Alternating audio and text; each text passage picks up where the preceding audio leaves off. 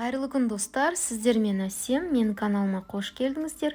Бүгін өте дәмді шарлотка бәлішін дайындаймыз.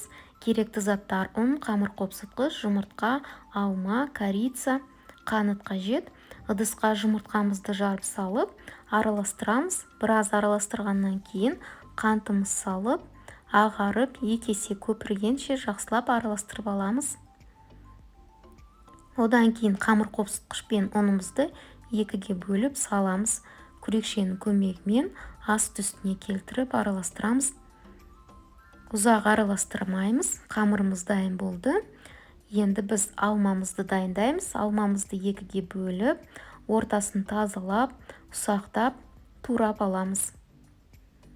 Ұсақтап туралған алмаларымыздың барлығын бөлек ыдысқа саламыз. Үстіне корица саламыз. Қантымыз салып, араластырып қоямыз.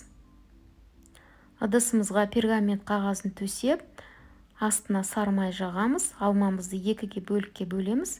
Бір бөлігін салып, оның үстіне қамырымызды саламыз. Екінші бөлік алмамызды қамырдың үстіне тағы да саламыз.